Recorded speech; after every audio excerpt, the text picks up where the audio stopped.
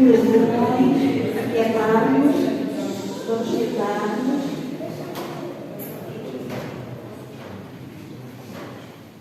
Espero que tenham tomado atenção também aos anúncios que foram programados. Para a semana teremos Assembleia. Logo a seguir ao culto, é algo que vai ser também rápido e a gente vai aproveitar também e vamos despachar também. Sejam todos bem-vindos. Então vamos dar início ao nosso culto. Vamos ouvir a nossa irmã Fernanda, no instrumental, enquanto vamos ofertar o nosso euro semanal para o SEM. No dia de hoje, então, se dirijam ao seu euro, nós vamos depois sair daqui pelo basquete para não nos atropelarmos uns aos outros.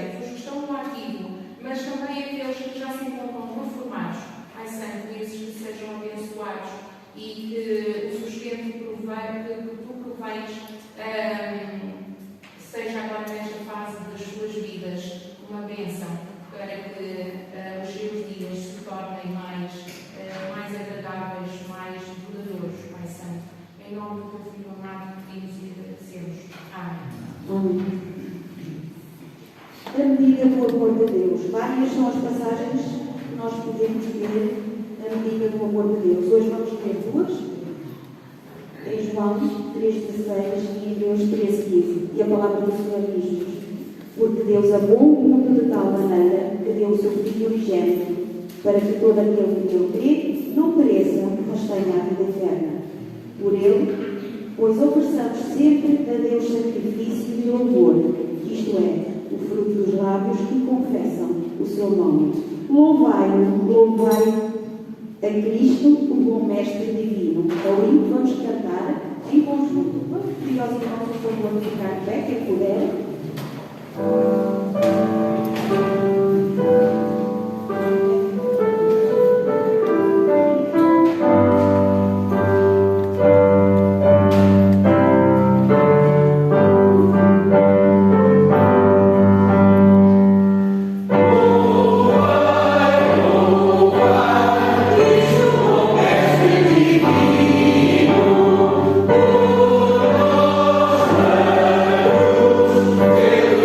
Deus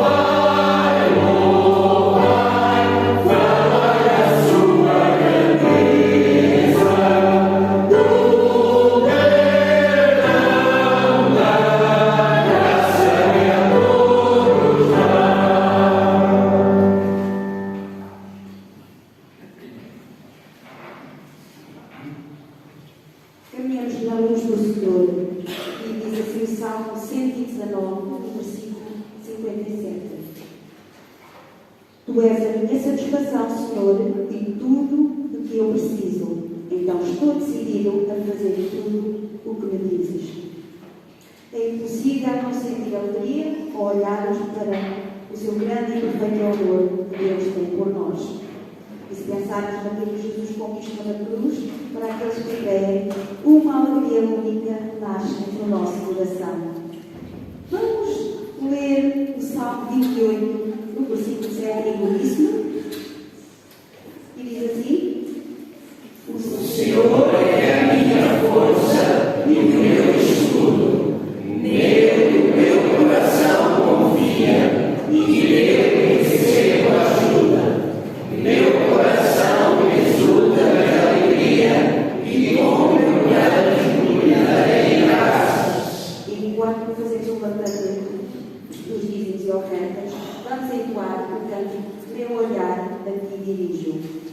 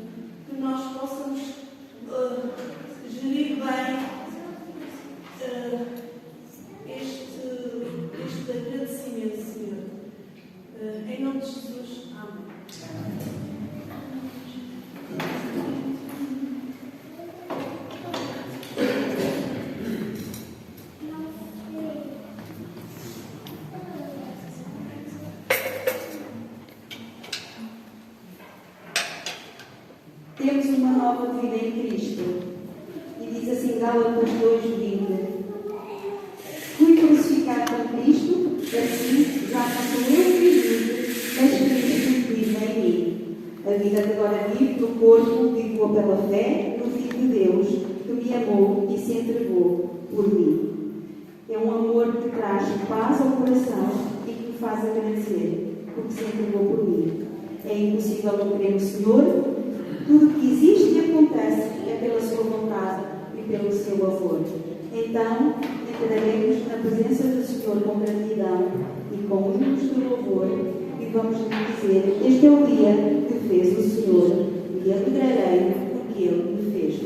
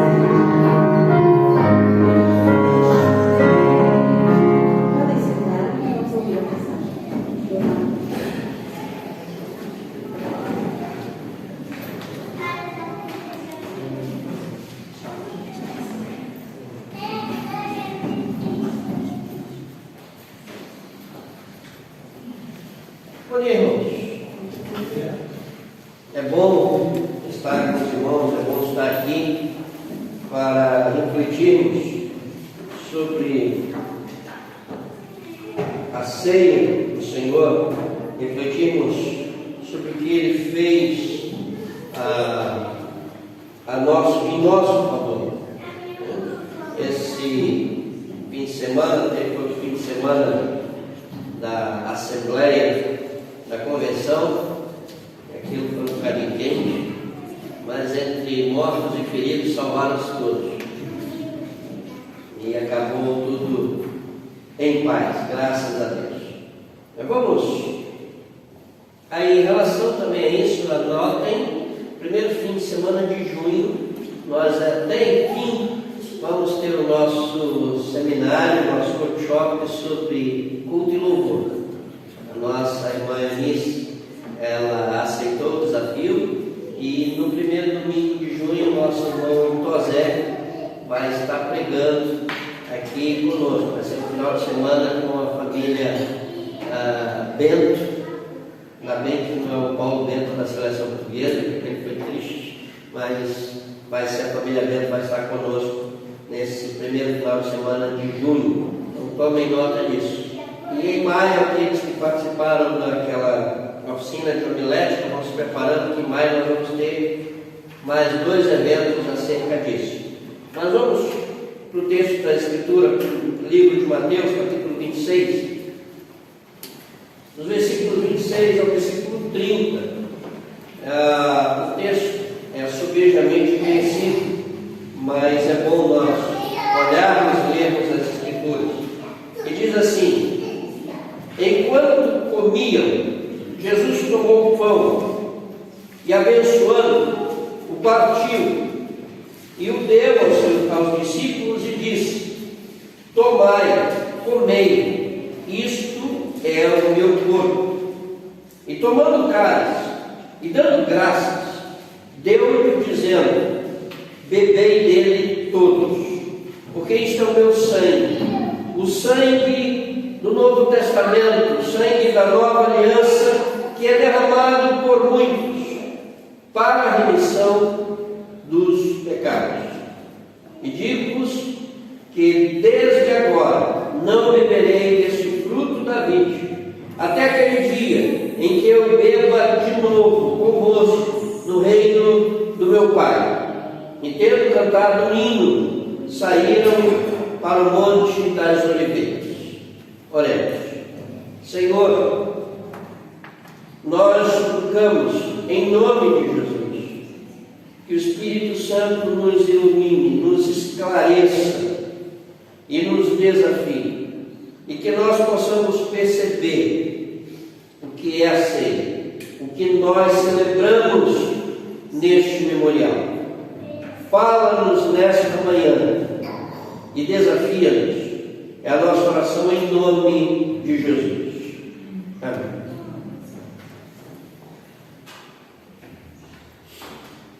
O significado da ceia. Nós, pelo menos 52 domingos, nós celebramos esse evento. Mas o que ele significa? Quando nós olhamos para o texto, quando nós olhamos para o contexto mais alargado, nós entendemos e percebemos e vemos que Jesus está na cidade de Jerusalém. Ele está com os seus discípulos. E Jesus está iniciando, vai ser a semana da Páscoa, da celebração da Páscoa. Jesus é questionado pelos seus discípulos e diz: mestre, onde tu queres que preparemos a Páscoa? E ele disse: olha, ide até a cidade, e vocês vão encontrar um homem, e eles vão, encontram esse homem, seguem tudo aquilo que o Senhor diz, e eles estão à noite reunidos nessa casa, numa sala muito grande, para celebrar a Páscoa e a festa dos ázimos. Na verdade, são 2 festas. E ficaram depois, se aglutinaram e ficaram conhecidas como uma festa de 8 dias, que podia ser chamada por um dos nomes ou por ambos, a Páscoa ou os ázimos.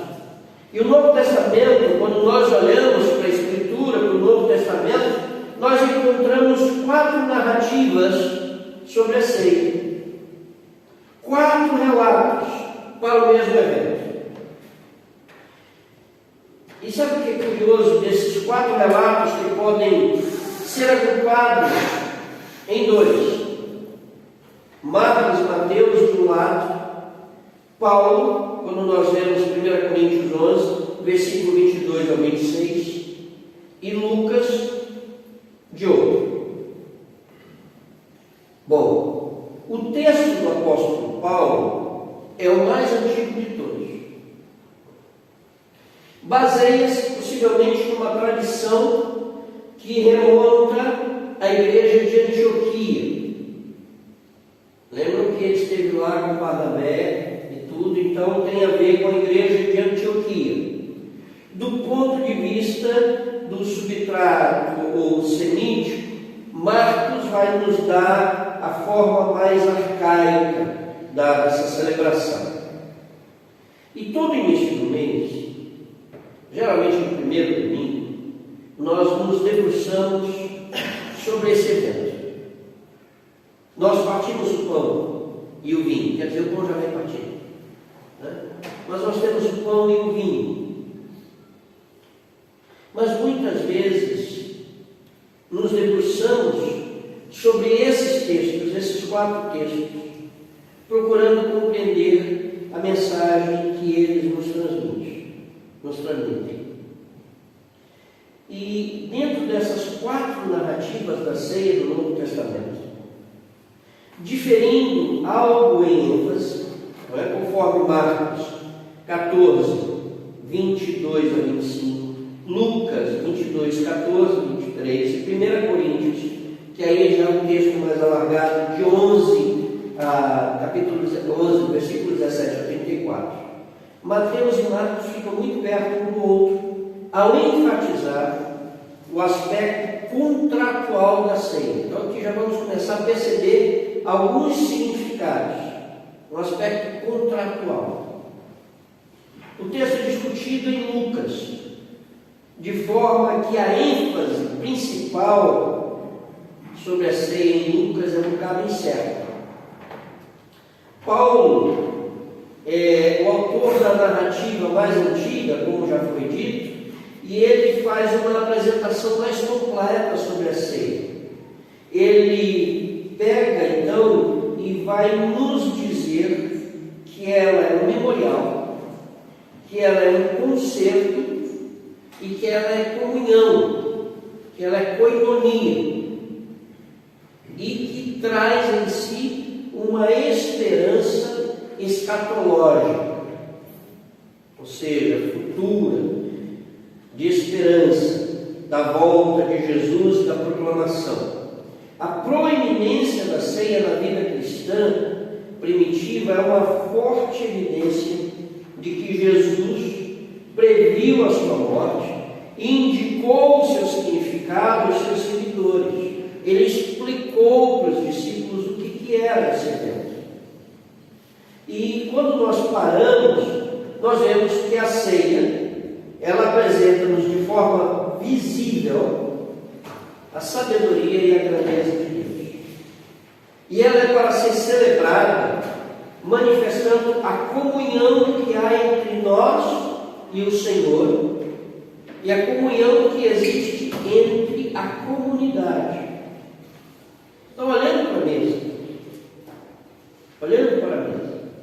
refletindo nesse texto de Mateus,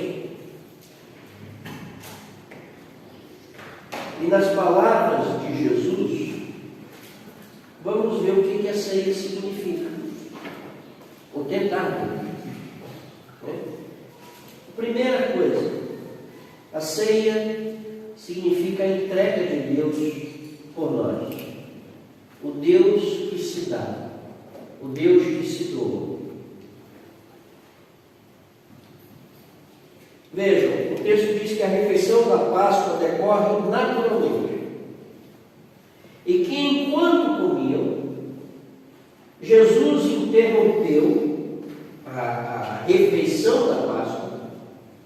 Ele tomou um pão ou um bolo ácido, partiu e ele disse uma bênção. Alguns questionam que Jesus tenha dito essa bênção, mas Jesus era um judeu, então o judeu ele dizia essa bênção, uma oração, logo após, né, ele distribui o pão. Possivelmente a oração que ele fez tenha sido essa, que é a oração tradicional da Páscoa judaica.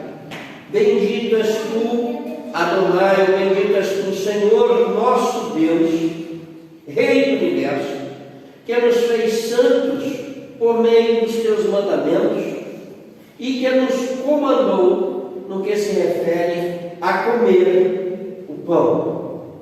Aí nós vamos lá para o livro de Êxodo, no capítulo 12, versículo 15 ao versículo 20, nós vamos perceber essa realidade de Deus instituindo e orientando o povo a fazer isso. Não vamos ler o texto, porque ele é um tanto longo e temos que ficar dentro do nosso horário. E tendo feito isso, o Senhor entregou um pedaço a cada um dos discípulos. Ou seja, o Senhor se entrega por nós. Nós olhamos para a mesa, para o pão, e nós precisamos refletir e entender no Deus que encarna, no Deus que se doa, no Deus que se entrega para nos resgatar e nos libertar da escravidão do pecado. Porque no Êxodo, a instituição da Páscoa era para libertar o povo da escravidão do Egito. Em Jesus é para nos libertar da escravidão do pecado.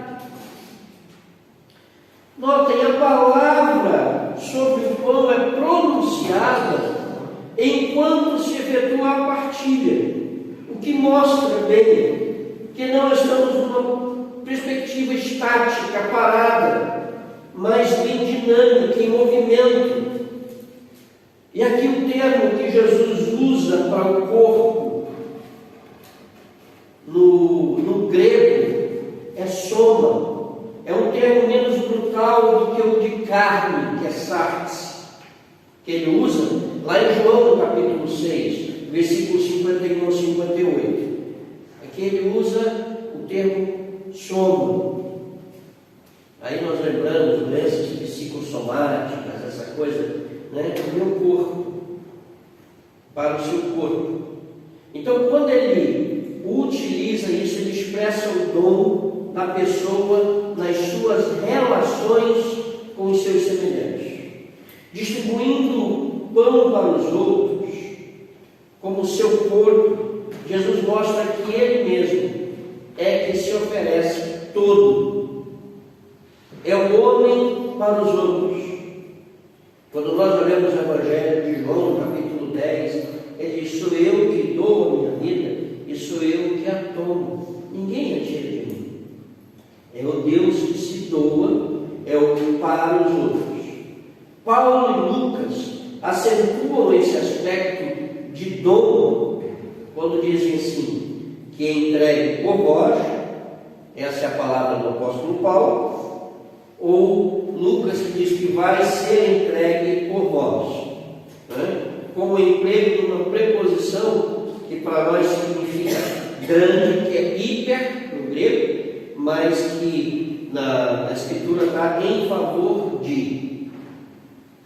Ou seja, nós vemos que a ceia significa que Deus se oferece por nós. Ele se entrega em nosso favor.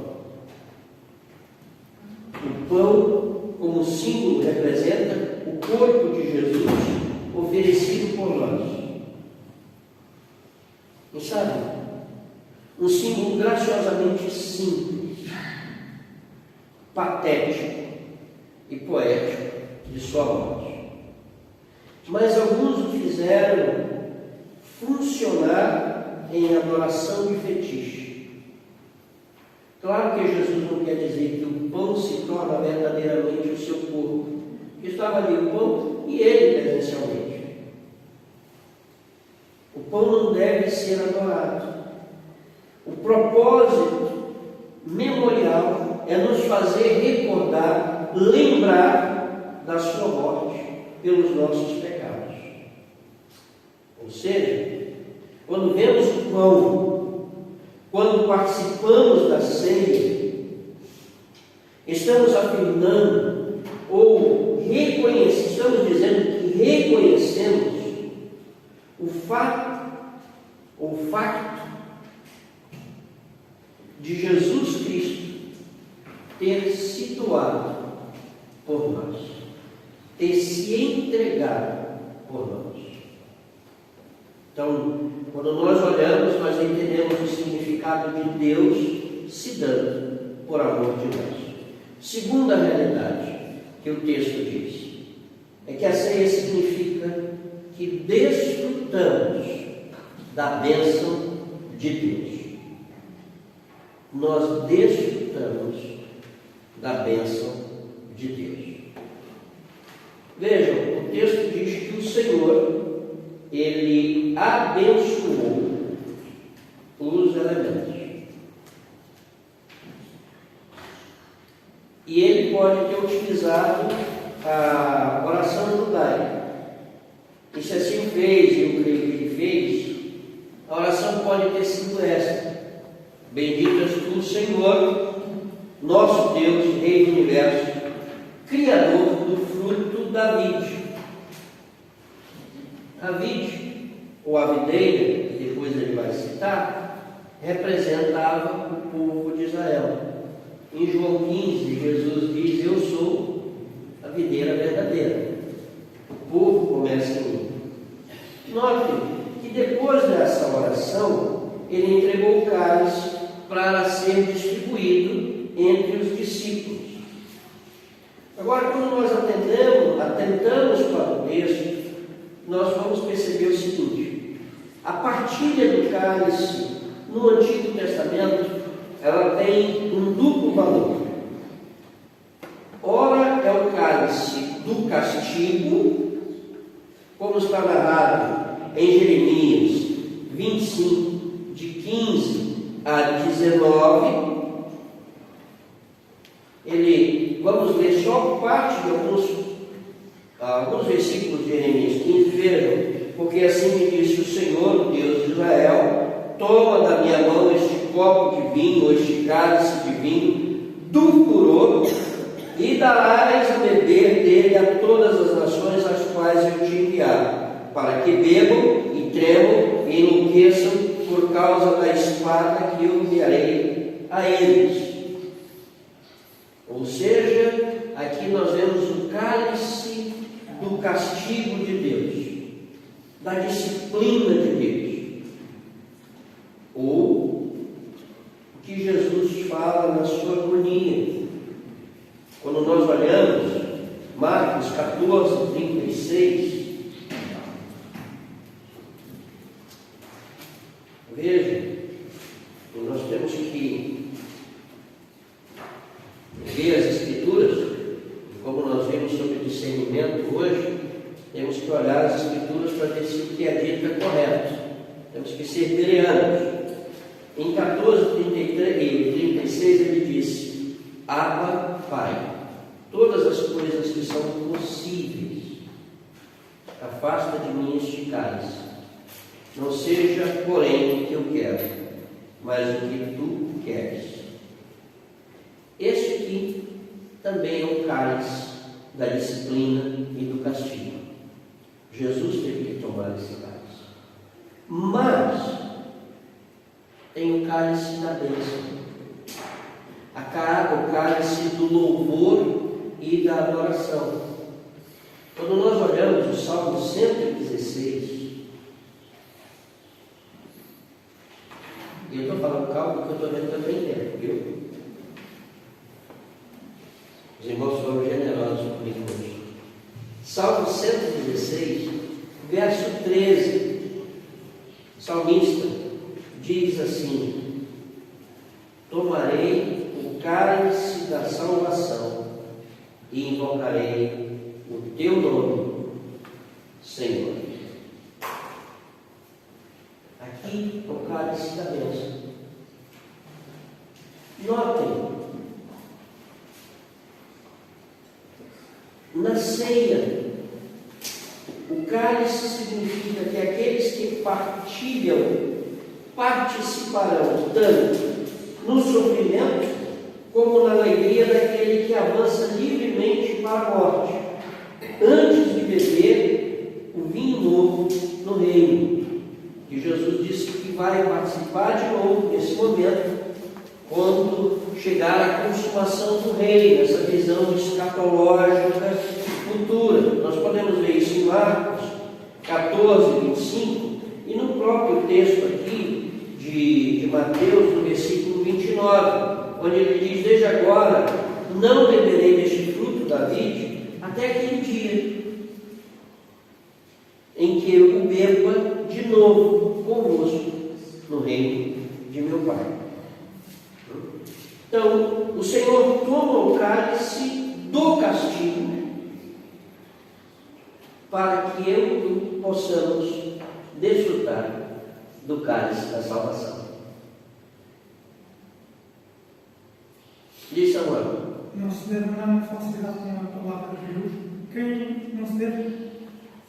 Quem anda na falsidade com a palavra de Deus, como Jesus, não deve tomar a ceia, porque não está pecando. É isso mesmo. Quem aqui estiver na falsidade, não estiver mesmo comprometido com Jesus diz sobre a ceia, não deve tomar a ceia, senão está pecando. Nem mais. Estou a dizer a todos aqui. Muito bem, Samuel.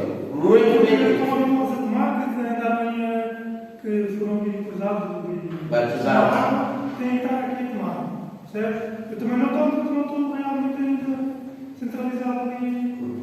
Isto tem que haver disciplina, certo? Muito bem, Samuel. Bem dito. Então vejam, o Samuel está dizendo bem: Jesus tomou o cálice do castigo e da maldição para que eu e tu pudéssemos partilhar do cálice da bênção.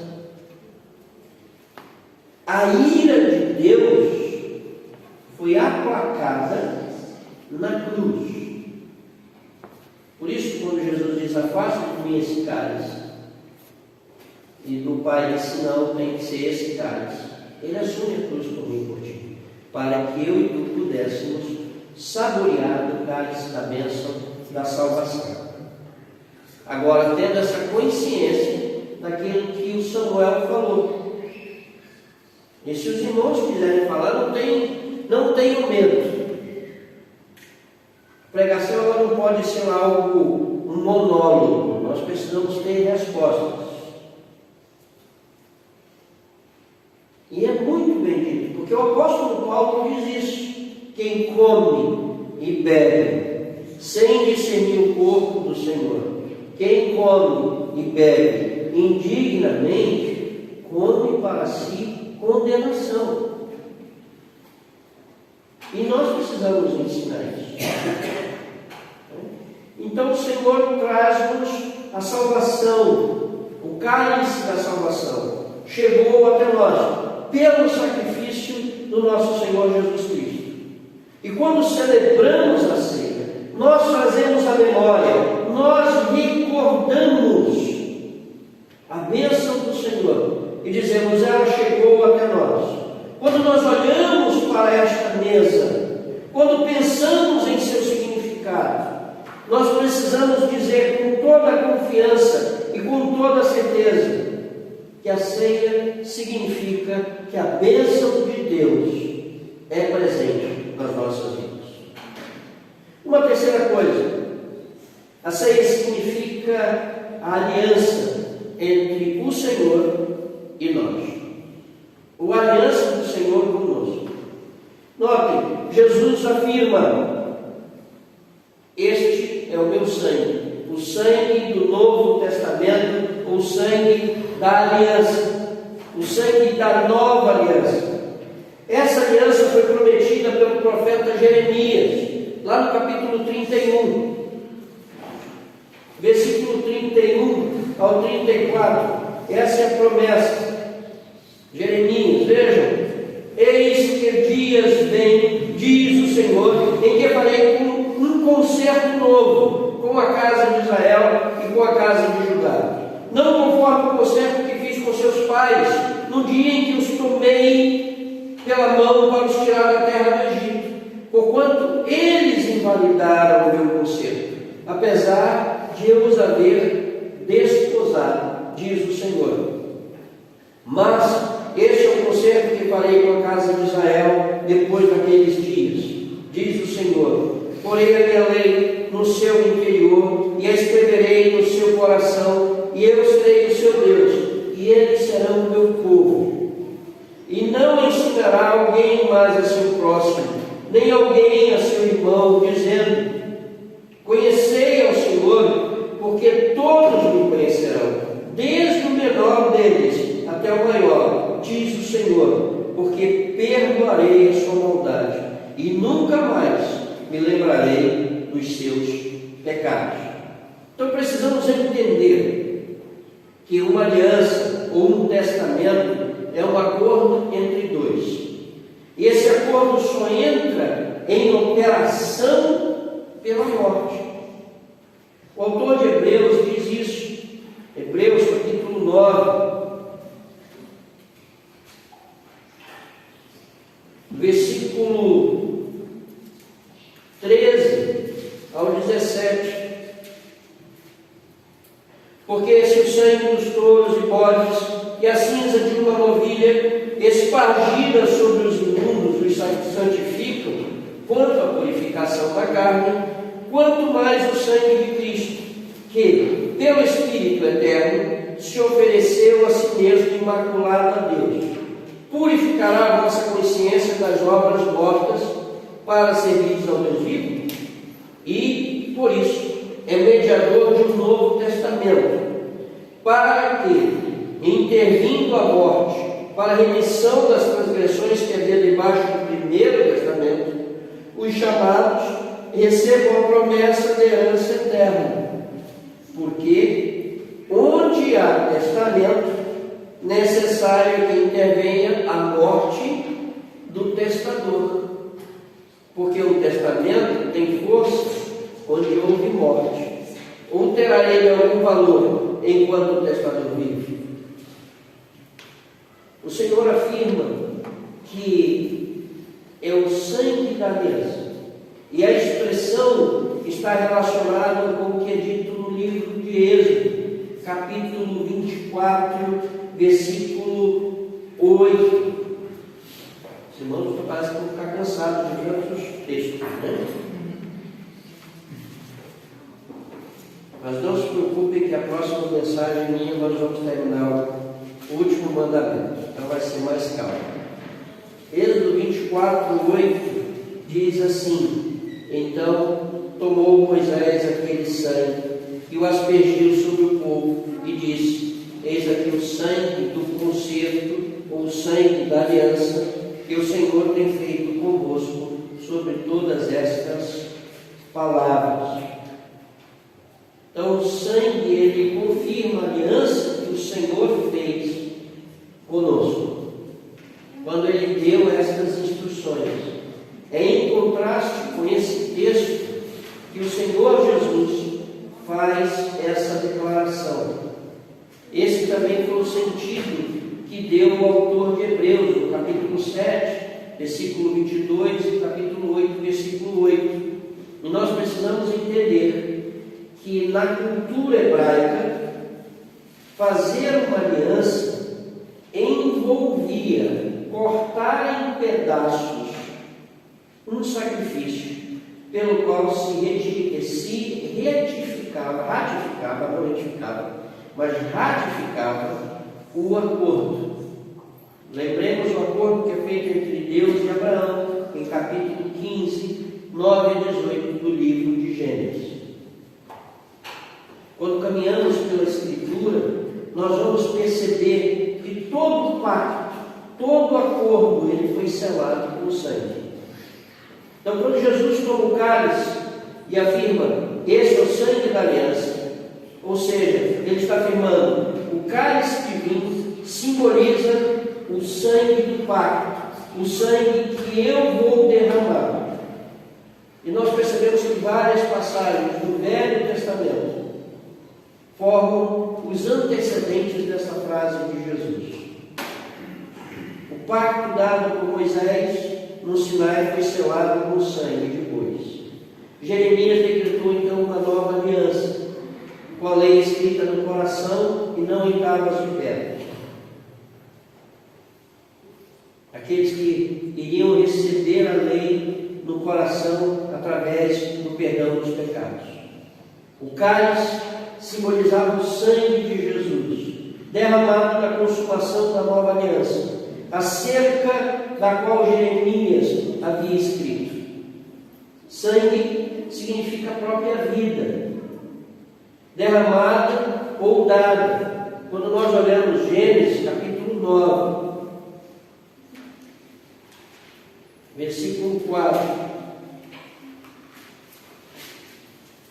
nós encontramos o seguinte: a carne, porém, com sua vida, isto é, com seu sangue, não comereis. A referência aqui não é primeiramente ao sangue de um animal sacrificial, embora Jesus seja considerado como cordeiro pascal, mas a ênfase está sobre a entrega da sua vida pela humanidade e para ela.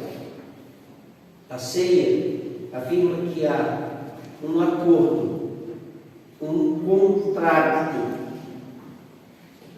um testamento que foi feito entre Deus e nós. E essa aliança, ela é inviolável e ela foi feita no sangue do Senhor Jesus. Hoje nós celebramos a ceia, trazemos à memória o seu sacrifício, o sacrifício de Jesus feito por nós. Nós olhamos e vemos um Deus que nos amou de tal modo que se entregou para nos resgatar. E quando nós celebramos esse momento, nós precisamos ter a consciência do que estamos a fazer. Se alguém nos perguntasse, chegasse aqui e não conhecesse Jesus, nunca tivesse participado de uma reunião e dissesse: o que significa esse ritual? Qual o significado dessa celebração? Qual seria a nossa resposta?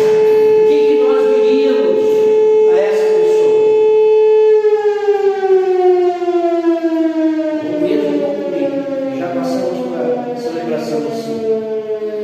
A nossa resposta deveria ser: olha, esse momento nós fazemos a mensagem de que Deus se entregou por nós. É isso que significa esse momento. Esse momento significa que nós desfrutamos da bênção de Deus. Ele sofreu o castigo, se tornou maldito, para que nós pudéssemos ser abençoados, para que nós nos tornássemos benditos. E que existe uma aliança entre Deus e nós, e que essa aliança é inviolável. Que Deus nos abençoe. Amém? Vamos passar para a ministração da ceia. Eu não sei quem é que vai estar hoje. É o Cláudio. A irmã Fernanda já tem ido escolhido. É esse que está aqui, o 322, não é? Oscilando minha fé. Que coisa boa. O texto diz que Jesus abençoou. Então eu vou pedir que o meu diácono Valdo vem aqui na frente. Ele vai orar pelos elementos.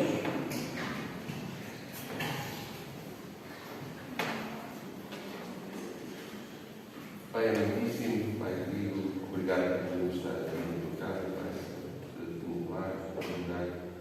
E queremos te agradecer por também o sacrifício que tiveste fazer por nós, Senhor, derramando o teu precioso sangue, Senhor. Ajuda-nos a sermos mais como tu nos mostras, sermos verdadeiros certos e amar o próximo como tu nos amas, Pai. Ajuda-nos neste propósito e que a Igreja sinta o teu amor e que seja verdadeiros certos e humildes, Pai. Ajuda-nos a ser humildes como tu fores.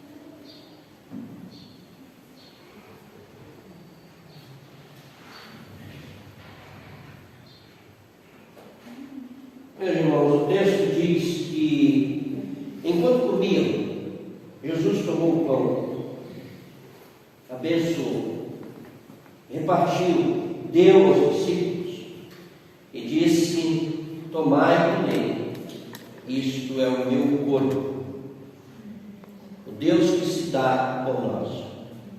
Lucas depois vai dizer: fazer isso em memória de mim, recordando a entrega de Deus em nosso favor e em obediência ao Senhor. Comamos o pão.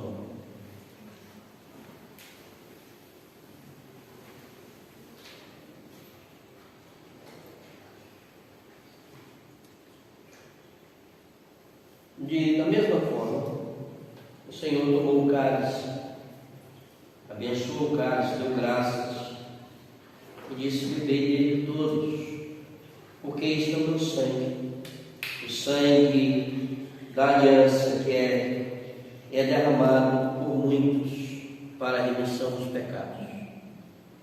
Em obediência ao Senhor e agradecidos porque os nossos pecados foram perdoados pelo seu sacrifício, pelo seu sangue derramado na cruz do Calvário.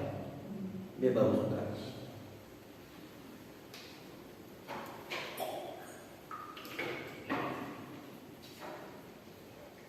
Nós vamos cantar de novo esse hino. Vamos cantá-lo todo. Eu pedi para repetir, faz muito tempo que eu não canto esse hino. Me traz gratas memórias. E logo em seguida nós vamos orar, encerrando o nosso culto, porque o texto diz que, tendo cantado o hino, saíram da Monte das Oliveiras.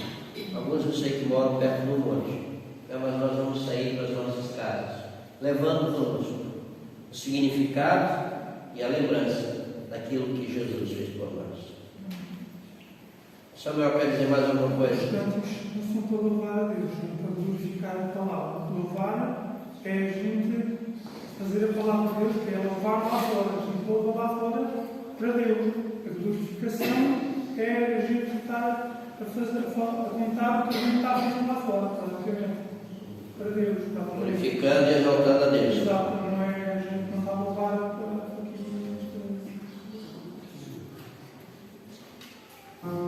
Vamos lá, vamos ficar de pé.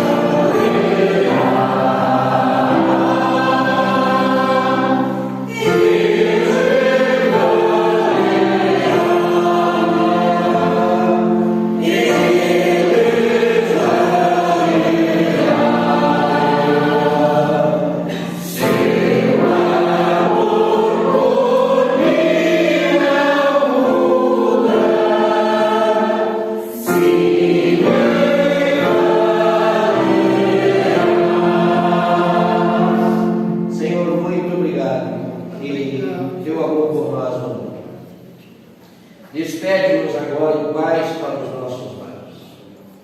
Que o amor, a graça, a comunhão e a consolação do Deus Trino esteja com esta igreja, com todo o povo de Deus espalhado na face da terra, hoje e sempre. Amém. Deus abençoe.